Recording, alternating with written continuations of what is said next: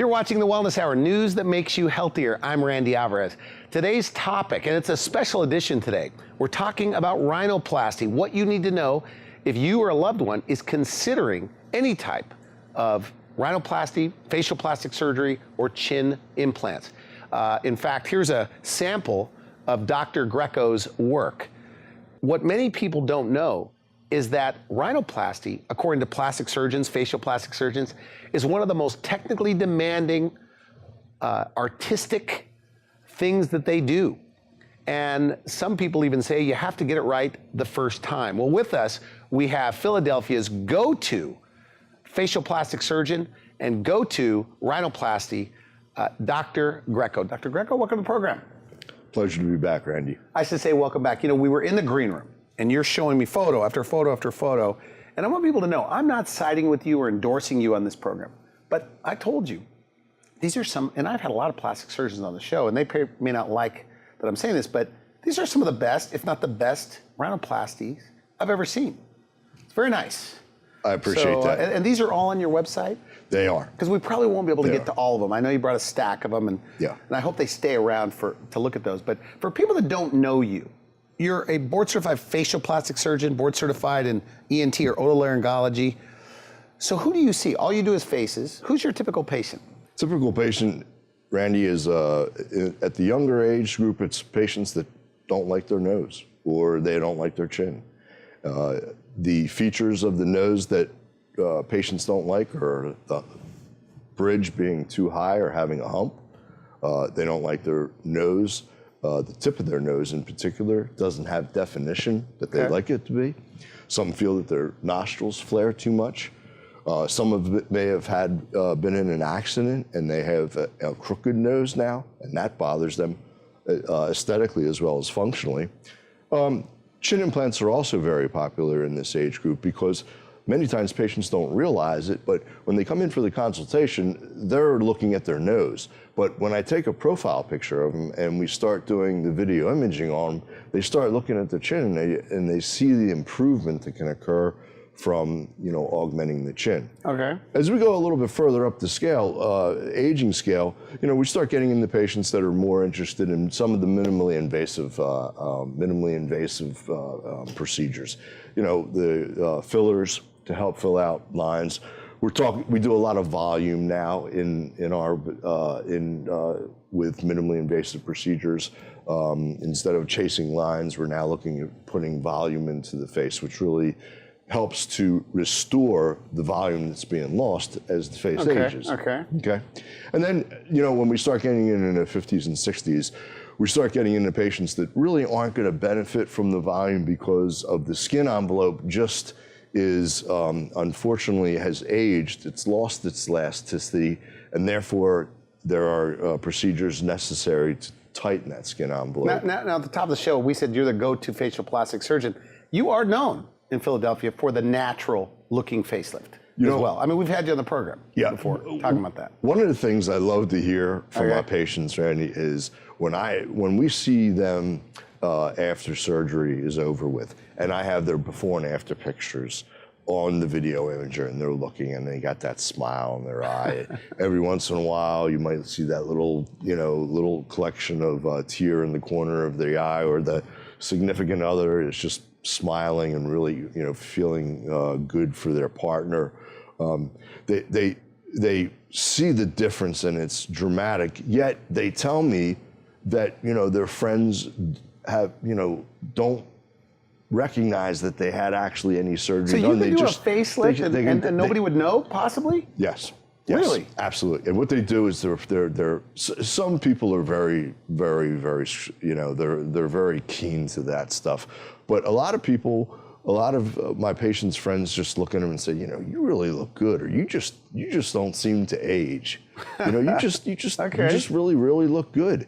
And my job is to, make them have a youthful, fresher, rested look, and make sure that the incisions and everything like that heal very well, so these patients can, look good without looking like they've had something. So let's start with the nose. Okay, so rhinoplasty, and I know you brought a lot of photos. Sure.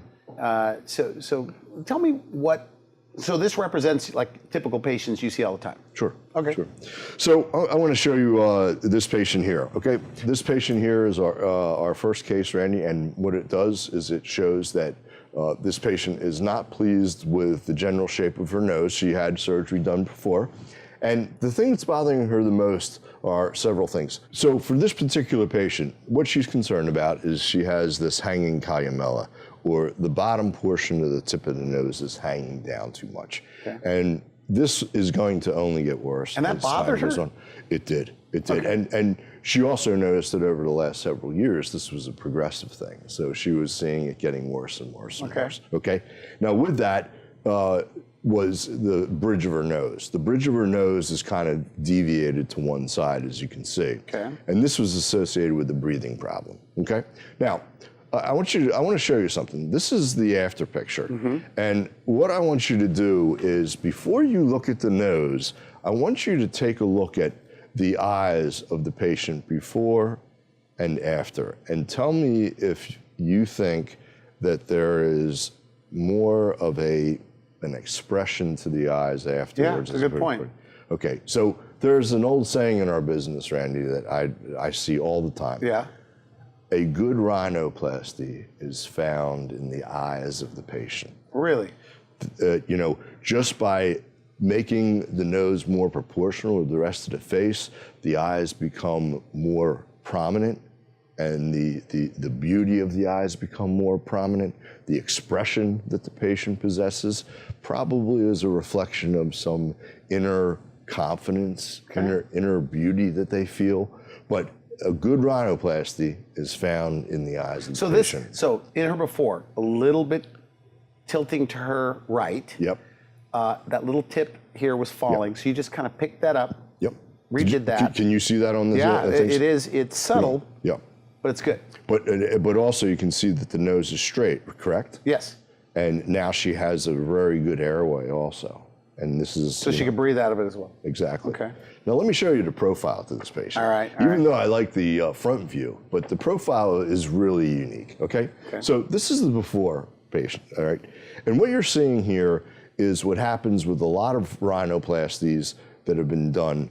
As time goes on, the tip of the nose becomes amorphous and a little bit bulbous. It kind of looks like it just doesn't have that refinement, okay? Now, this is her afterwards. Now, when you take a look at it, their before and after picture, you can see now that she has a delicate tip to her nose. You can see that that portion that was hanging down in front is now providing for what we call a double break, okay? Usually on profile with rhinoplasty, Randy, you'd like to see the patient have a little bit of a double break in this region. And what that does is it sets the nasal tip off that much more beautifully. Okay. And I think you can see that we were able to obtain that with this patient. The other thing was too, is she wanted to have a bridge of her nose that was a little less masculine, and I think we were able to also provide that for her too. This is a 3/4 view, okay? And it's a very important view in rhinoplasty, and I'll tell you why, Randy, because what it does is... You can really see that tip in this photo. Yes. Yes. The tip is... Not only that, but not only can you see the tip, but you can see the position of the tip. You can see that we rotated it up a little bit. So subtle. Yeah, but that, you know, our game is a game of millimeters, you know? That's why when my plastic surgery colleagues, when they're working on breasts and they're working on liposuction, they're looking at it in inches. My whole life is all about millimeters. I have to mention this because the plastic surgeons that I meet, facial plastic surgeons I meet, some of them don't like doing rhinoplasty. Yeah. Like they say it's one of the most difficult things, but you love it. It's the funnest surgery that I do. And I'll tell you why, Randy, because each one is different. You know, my rhinoplasties are not cookie cutter. Is it true you almost have to get it right the first time? You try to do the best you can. Okay. You know, but I mean, really, you know, when you're doing a good rhinoplasty, you really want to have a good diagnostic plan. You should be able to look at a patient's pictures, and after examining the inside of their nose as well as the outside of their nose, you should be able to come up with a picture in your mind of the architecture of this nose and how it needs to be changed in order to get the result that we want. But that comes from a lot of experience. I mean, you've done over 1,000 of these. It's one of those things that you're right. I mean, but I will say this: every rhinoplasty that I do, I learn a little something new every time I do one. And it's you know, I never want to stop learning that. I always want to pick up on things, the new ones. Okay, here's a patient. She comes in. Now, this would be a bulbous tip, okay? And you can see her after, and you can see how, so if you look at the before and after, you can see that, you know, this was, that we were able to reshape the tip of her nose. Now, this bulbous tip, Randy, I'm gonna get a little technical on you here if you don't mind, okay? The cartilages to the nose, particularly the lower lateral cartilages, when a patient has a nice refined tip, the cartilages tend to go out this way. Okay. And they point to the lateral canthus. When patients have a bulbous nose to begin with, instead of this cartilage pointing here, it points up to the medial canthus. By doing that, it causes this ball look. Now, here's her before picture on the profile, and then here's her after. Oh yeah, had a little bit of a hump on the ridge of the nose. But look at the definition in the tip. Yeah, the tip is different. Yeah, it's nice. But it's because we were able to remove those cartilages. If somebody wants to have a nice refined tip, those cartilages have to be in the right position. What we did is we put them in the right position. 3/4 view I really, really like, because in this particular patient, what you're seeing when on the before, right? You're seeing a dorsal hump, and you're seeing that ball to the nose. So the bulbous nose. And it doesn't look like a nose job. It doesn't. That's the I'm key. not trying to side with you, but That's the key. Going into this today, because I knew we were talking about rhinoplasty, and I always know what a nose job looks like. You said, not mine. Yeah, it's good. I tell patients what we're going to do is we're going to give you a nose that's going to make you look better, feel better, function better. But, you know, like the one commercial used to say, did she or didn't she? Or, So that's kind of what we are for.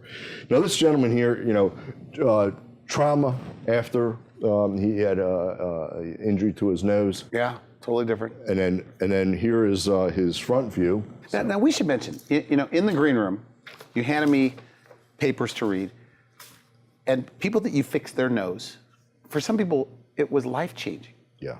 And at first I'm thinking, well, I don't know if I have to read this, but then, you know, these people are bleeding their guts, their heart.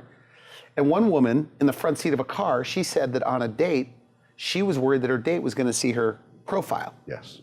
So these people that come in, usually their noses bothered them for many years before they get to you. Yep. Is that right? Yes, absolutely, Randy. And you know, one of the most common things I hear, and we also discussed this earlier, was for patients that actually are going in, they're going out to get some clothes, and they go into that situation where, you know, they got that the 3/4 mirror. You know what I mean? Yeah, the clothing. The clothing mirror, right? That allows them to see it. Well, on that 3/4 mirror, when they look to their right, they can see their profile because of the double reflection.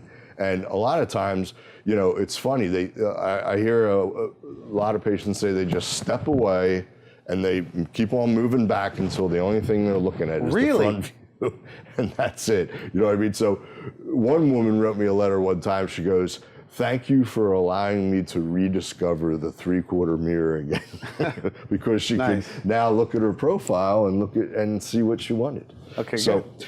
Another patient here with a dorsal hump, and I thought she had a pretty nice result. And then if you look at her befores here, you can see this nose was kind of a long, thin nose, and I think we just gave her a little bit more balance. This patient, Randy, is one of the classic patients that I'll see in my practice. This patient was graduating from high school and going into college. He was getting into a new social set. He had, you know, lived with his nose during high school, and he was going off to college, and he was going to do something, give him a little bit more confidence, a little bit more self-esteem, and not have people say, you know, well, you know, because usually a large dorsal hump, people will say, something's, a little bit different. So he didn't like that hump, the bump on his nose. Exactly. But this is after. And once again, I mean, wow. That's just it's just a nice natural nose. This is actually him 4 years later. So this is a 4-year follow-up. It's very interesting. Okay. Here he is on his front view, and you can see the long, thin nose. But now he's got a nose that kind of has a little bit, nicer flow to it. You don't see the dorsal hump. The nasal tip is a little bit more, in line with the rest of the nose. When we look at the before, because we talked in the green room, like it's like having the big nose for this guy bothered him. Yes. He feels, you say, like other people are looking at him, and they may not be. Yes. But if it bothers you, do something about it. Yes, absolutely. And this guy's a good-looking guy. I think he's a good-looking guy. Yeah. You know what I mean? And it's amazing how that comes through. You know what I mean? I mean, if you look good, you feel good, and vice versa. So I think this is where rhinoplasty really comes in. Now, this is something I see a lot in my practice. All right. Deviated nose, wide dorsum. Okay. Okay. Just All a right. wide thing. So this is her after. Very nice. Okay, so you can see that she's the symmetry has been provided. This was her profile, and then she just wanted just a tad bit of a little bit of a set off, right? Yeah. But you see what you're seeing here? What you're seeing here, rhinoplasty after rhinoplasty after rhinoplasty, is me trying to highlight the best features of the patient's face and not causing attention to the structure that was actually operated on. That, to me, Randy, is the key to a good facial plastic surgeon. I can make a change in a face and the whole face looks better. Is rhinoplasty more art or science? That's one of the reasons why I love this procedure so much, Randy, is because it's both. It's both. You have to understand, particularly it's science when it comes to function. You have to understand that there's an internal nasal valve, there's an external nasal valve, there's the septal component to the breathing, other things like that. And then the art comes into what you do to try and show the, have the before and after. Okay. Take a look at this gentleman here. Kind of a long protruding nose, okay? Now what you see in this nose here, Randy, is two things. Number one, on the before picture, not only do you see an over-projecting nose, that nasal tip is over-projecting, but he also has a low dorsal hump, okay? Now, what I did for him also was, I did a very small chin implant in him because I didn't want to have to take his nose down too much and change the profile, profilometry of his face. So what we did was we did a rhinoplasty, which you can see the difference there, and just a slight bit of a chin implant to just try and give him a little bit of strength to his chin. So he goes from a guy that probably everybody identified him as the guy with the nose. Right.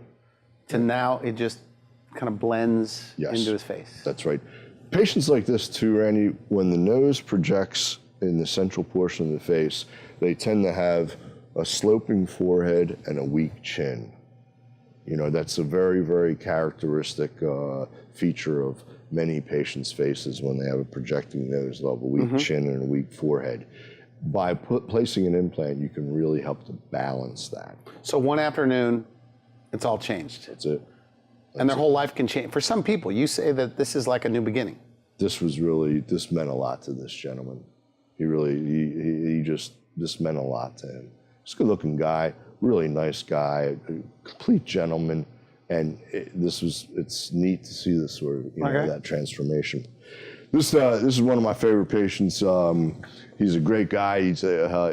He used to play baseball in college, and we got along so well because the first thing we started doing during the consultation is talking about baseball. Do me a favor, take a look at the bridge of the nose. Okay, so right there. Yeah. Do you see how it's making a left-hand turn? Like it looked like it was broken or something. Yeah, exactly. So this is something that bothered him very much. And so this is his after picture. You can see where you're able to line him up better and get him to look better on the front view.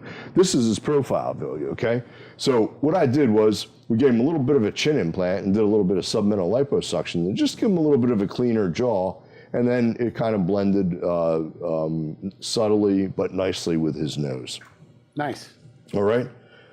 Now, this woman, another patient that is near and dear to my heart, comes to me. She wrote one of the letters that I had showed you. This is what we did for her afterwards. You can see. Goodness. You can see the before and after there is just, you know, remarkable. I mean, it really does change her appearance. Yeah, she's not only a more confident woman, she's a more attractive woman right now, and it's. This is the gal that she said on. This is the letter Right. This is the girl attached to that letter. Yeah. Like even driving in a car on a date. Right. She didn't want to sit side by side because they might see her profile. Right. Interesting. And now she's just, you know, she comes in and you can, first of all, there's a certain bounce in their step, Randy, you know, which is really cool. After it's all done. And then there's this, before, in the initial consultation, it's almost like you had to drag the smile out of them. Now they just volunteer the smile. All right, take a look at this gentleman. Another really super nice guy. Okay, there's that's an unusual nose right there. This is a revision. Okay, take a look at the 3/4 view. It looks like he's just and then take a look at his profile view where the nose is just, you know. Okay. So okay. And it really bugged this guy. Oh, and not only that, this guy's an athlete, and each week that was going by, he was having much more difficulty with running and getting air. He couldn't breathe through his nose very well. You know, and it got worse and worse and worse. So take a look at his front view that you have there. Oh my goodness. Totally different. Amazing, isn't it? I mean, you know, he's a handsome guy, but obviously this adds to the attractiveness. No question about it. No question about it. And he's in a very, you know, here's a 3/4 view. Take a look at the 3/4 view. Whoa. Guy's got to be happy about that. Yeah. Profile. And then the last one will be the tip, the nasal tip. This is another revision rhinoplasty, okay? So that means that they got a nasal rhinoplasty nose job somewhere else? That's correct. Okay. Okay. She came to me because she didn't like her tip, okay? And the other thing she didn't like was, on profile, she just felt that her nasal tip was a little bit bulbous. There wasn't definition to it. Here's her after view. If you notice, these indentations here are no longer there. Oh yeah. So it's a little squeezed at the tip. You see the pinched look is gone. Do you see it? Yeah. Now, look at her profile. Now, see how we were able to give her a little bit of definition to the tip of the nose, and that was just through what we call a shield graft, which is a graft of cartilage that I placed here. And what that did is it just gave her, if you look at the before and after, you can see that looks a little bit wider at the tip, but here it looks more refined. Now, we are really short on time. A couple of minutes left. The chin. Yes. You brought some photos of the chin, and you say they go together. Rhinoplasty and chin. Absolutely, Randy. What we're talking about is profilometry, or the profile aspect of the face, okay? So Leonardo da Vinci divided the face up into thirds, you know, the forehead, and then from the glabella to the subnasale or nasolabial angle, and then from the nasolabial angle to the bottom of the chin. They should be equal, okay? Sometimes when patients come in and they have a large nose, there is an associated weakness in the chin. So if the chin's too far back, the nose appears to be bigger. There's an inverse relationship, right? Okay. So if I bring the nose back, the chin looks like it's projecting more. If I take the chin back, the nose looks like it's projecting more. All right. Okay. So let's go with this patient here first. I think she's a remarkable result. This was another letter that you had read where there was. Is this called a weak chin? Is that what that is? Yes. Okay. Weak chin or retrognathia. Okay, which is usually associated with only you guys call it that, which right? is associated with a class 2 occlusion. It usually means they have a overbite. Okay. Now, this is this patient, and you read one of her letters, and she was a patient who just, you know, she had mentioned, I think, something about Kermit the Frog. Somebody called her Kermit the Frog because she had no chin. Because she had no chin. Terrible. Now, you can see her after. Wow. And this is, you know, this is pretty remarkable. Just with the chin. Yeah. Now, take a look at her lips, though. Look look at, this is what I call collateral improvement, where you can do a chin augmentation and that's all you do. But look at her cervicomental angle, doesn't it, right here? Doesn't that look a little sharper? Yeah, her neck looks more chiseled. Yeah, it was looks, that lipo? No. Just that was by, just the just chin by the implant. implant. Yes. Now that other view. Take a look. I mean, that's You can see her amazing. Yeah. Now you really see the benefit of what that looks like. Okay? So, this gentleman, you can see, comes in, has an extremely weak chin, and has a submental adiposity. So, What does that mean? so it just has fat underneath her chin. Okay. So, you know, and unfortunately, the fat underneath the chin is genetically determined, and it's also fat, Randy, that is difficult to remove with diet and exercise. So here's your before and after here. Gave him a nice chin. Wow. Gave him a nice chin implant. Okay. Give him that strong anterior projection, and then the submental liposuction. And now, I mean, the guy looks like a handsome guy now. I mean, I think it really helped to improve his profile pretty nicely. Yeah. All right. Last one I'll show you is a sweet woman that came to me who just never, ever liked her chin. She thought her lips were too large for her face. And what we did is we gave her a chin implant. And that's the only thing we did. Now, It's like her face has been pulled in, almost, exactly. on the profile. Exactly. But take a look at the proportion of the rest of the structures of her face in relation to what she had before and what she had after. This is what I mean by collateral, a positive collateral effect. So that means you did this and it affected other parts of the face. Exactly. Interesting. And that's what's neat about So this stuff. chin combined with rhinoplasty. A very strong combination that can give patients a sense of self-confidence, no matter which angle they're being looked at, no matter what mirror they're being seen in. Because that's the party shot. I mean, when you're at a party, everybody's looking at you from the profile. That's what it is. I think you called it the party shot. Yeah, you're right. So when you fix that, yeah, it does. It completely changes. So they're thrilled. When it's all done, they just... it's a real, you can really make a dramatic change in a patient's appearance and in their psyche. What's the downtime? I mean, if everything goes great, how soon could you return to work, like with a chin? 10 days, with a chin, probably about 7 days. So like take a week off? Yep. But some people go back to work earlier. They do.